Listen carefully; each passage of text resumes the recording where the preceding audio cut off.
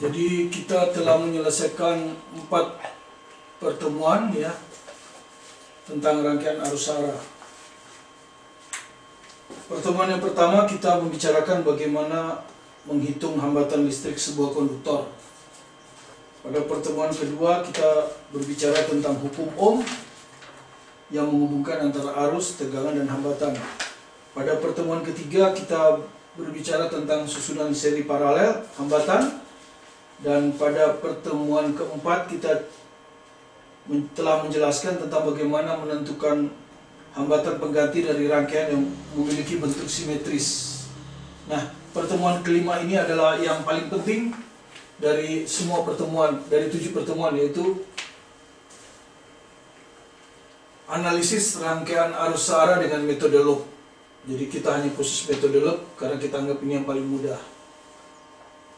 Metode loop itu diintikan dengan hukum 2 Kirchhoff ya, yang berbunyi jumlah aljabar, jadi jumlah aljabar jadi skalar saja, perubahan tegangan yang mengelilingi suatu rangkaian tertutup. Jadi rangkaiannya nanti rangkaian tertutup, jalannya tertutup, maka jumlah aljabar perubahan tegangan itu sama dengan 0, yaitu berawal dari satu titik kembali lagi ke titik itu setelah jalan berkeliling. Yang menghasilkan tegangan itu ada 2, satu baterai itu disebut GGL, jadi jumlah GGL, dan satu lagi tentu adalah perkalian antara hambatan dan kuat arus. Jadi kalau dirumuskan hukum 2 Kirchhoff seperti ini. Ya, yang kedua ini bisa juga kita baca sebagai hasil penjumlahan dari total GGL sumber tegangan dan penurunan tegangan sepanjang rangkaian tertutup sama dengan 0. Itulah inti daripada analisis rangkaian arus searah dengan metode loop. Supaya Anda mahir, kita langsung ke contohnya saja. Contohnya, tapi sebelum kita ke contohnya, kita buat dulu perjanjian tanda. Karena nanti di situ ada perjanjian tanda untuk GGL, kapan dia positif, kapan dia negatif, dan ada perjanjian untuk kuat arus I, kapan dia positif dan kapan dia negatif. Nah, kalau untuk kuat arus, kalau loop yang kita tentukan, ya yang kita tentukan searah dengan kuat arus, maka kuat arus bertanda positif. Sewaktu mengikuti arah loop, ya. Kemudian untuk gaya gerak listrik, itu ketika kita mengikuti arah loop, ketemu kutub apa dulu? Kalau ketemu kutub yang panjang, ya karena baterai itu biasanya diwakilkan oleh 2 kutub ya, kutub panjang dan kutub pendek. Kutub panjang ini positif, kutub pendek ini negatif. Ya, kalau yang ketemu dulu ketika mengikuti loop ketemu dulu adalah kutub positif, maka GGL bertanda plus. Tapi kalau mengikuti arah loop ketemu dulu kutub negatif, maka GGL bertanda negatif. Nah, apakah loop itu? Loop itu adalah jalan berkeliling. Ya, jadi kalau Anda mengelilingi sebuah lapangan, Anda berkeliling, bisa searah jarum jam, ya, bisa searah jarum jam, ini searah jarum jam, bisa juga berlawanan jarum jam. Mulai dari satu titik dan kembali lagi di titik tersebut. Nah, untuk SMA itu biasanya yang paling banyak adalah 1 loop dan 2 loop. 1 loop itu sering muncul di ujian nasional, 2 loop itu kadang-kadang muncul di soal SBMPTN. Kalau 1 loop kita bisa menggunakan hukum Ohm seperti cara SMP. Tetapi kalau 2 loop tidak bisa. Kita harus gunakan hukum Kirchhoff. Oke. Kita lihat contoh soalnya ya, contoh 14. Hukum Kirchhoff pada rangkaian 1 loop dulu yang sederhana. Sumber soal adalah Fisika Peminatan tulisan saya untuk SMA kelas 12 jilid 3, halaman 96, contoh 34. Kalau Anda ada bukunya, ya itu bisa dilihat ya, penerbit Erlangga. Jadi perhatikan rangkaian 1 loop pada gambar di samping. Jadi perhatikan rangkaian ini loopnya cuma 1. Tentukan kuat arus I, ya sudah dikasih tanda itu, tentukan kuat arus I. Itu dulu pertanyaan pertama. Pertanyaan kedua, nanti kalau arus I udah ketemu, tentukan tegangan antara A dan C, ya. Jadi antara A dan C. A itu di sini, C itu di sini.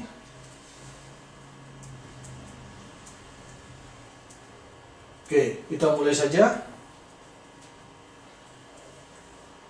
Yang pertama ya, berapa kuat arusnya?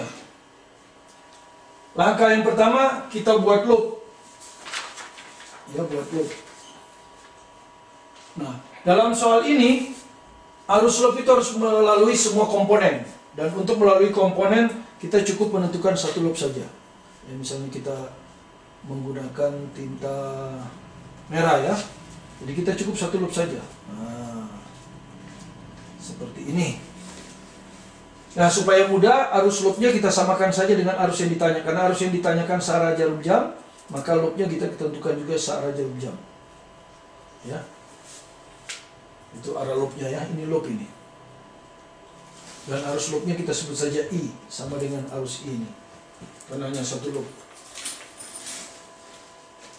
Nah, jadi yang pertama kita buat loop searah jarum jam sesuai dengan arah arus yang ditanya. Langkah 2, kita akan menggunakan persamaan Kirchhoff. Ya, persamaan Kirchhoff. Ya, langkah 2 kita akan gunakan persamaan Kirchhoff ya. Dengan memperhatikan perjanjian tanda, ingat perjanjian tanda. Mari kita mulai mengikuti perjalanan loop dengan arah searah jarum jam. Mulai dari A ke B, kembali lagi ke A, ya. Jadi kita mulai dari A ini ke B di sini, ya. Jadi mulai dari A ke B dan seterusnya berkeliling, nanti kembali lagi ke A. Oke, ya. Jadi perhatikan, ada 2 baterai di sini yang dilewati ya. Ini 12 volt. Ada 2 baterai 3 volt dan baterai 12 volt. Kita lihat dulu, ketika kita berkeliling dari A, ketemu kutub apa dulu? 3 voltnya. Ketemu kutub negatif. Ya, jadi ketemu kutub negatif. Nanti di 12 voltnya, yang ketemu dulu yang panjang. Plus. Ya. Jadi untuk 3 volt tadi ketemu negatif ya. Jadi nanti 3 volt ini ketemu negatif. GGL 2 volt ketemu plus, ya, sehingga dengan demikian sigma E nya adalah min 3 tambah 12 ya. Jadi sigma E nya ini adalah min 3 tambah 12. Kemudian arus loop searah ya, searah dengan arah yang ditanyakan. Sekarang hambatan yang dilalui, arus ini ketika dari A, hambatan dilalui adalah 15 ohm dan satu lagi 7 ohm. Jadi 5 ohm dan 7 ohm ya. Ya, jadi 5 ditambah 7 sama dengan 0 ya. Jadi hambatan yang dilalui adalah ya, ketika ini adalah hambatan dilalui adalah 5 ohm dan 7 ohm. Oke. Dengan demikian kita bisa menyelesaikan persamaan ini. Min 3 tambah 12 adalah 9. 5 ditambah 7, 12. Sama dengan 0. 12I sama dengan min 9. Maka I nya sama dengan min 9 per 12.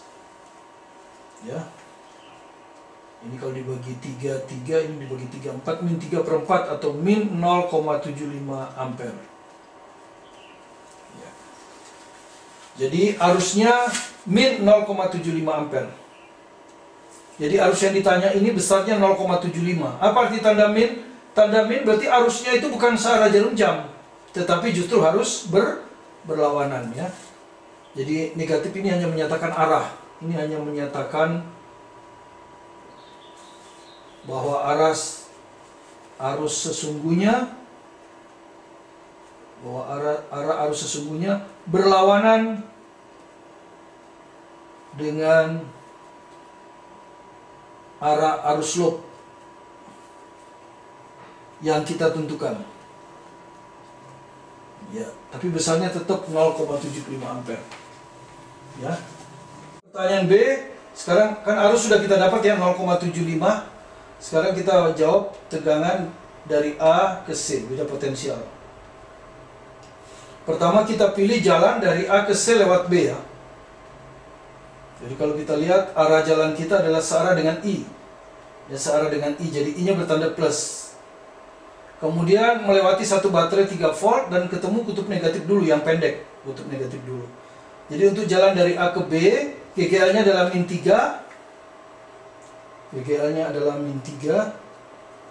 Ini min 3. Ditambah arusnya I kali hambatan yang dilalui.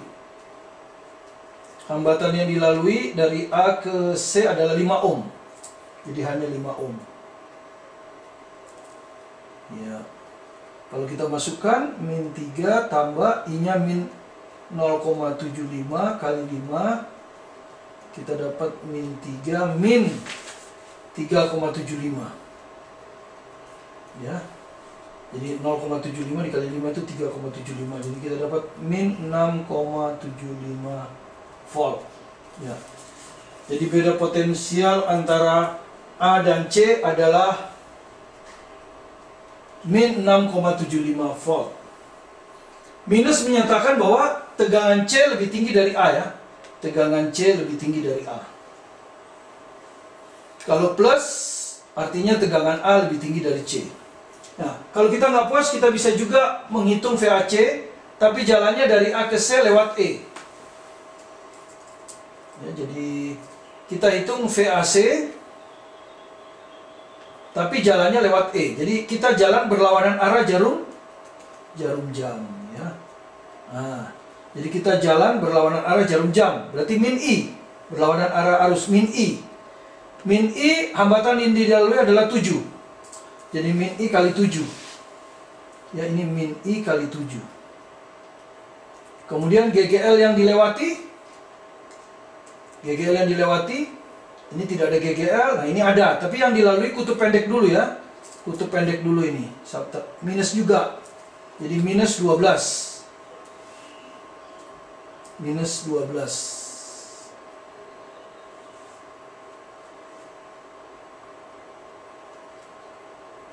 Oke, sekarang kita masukkan min 12 min.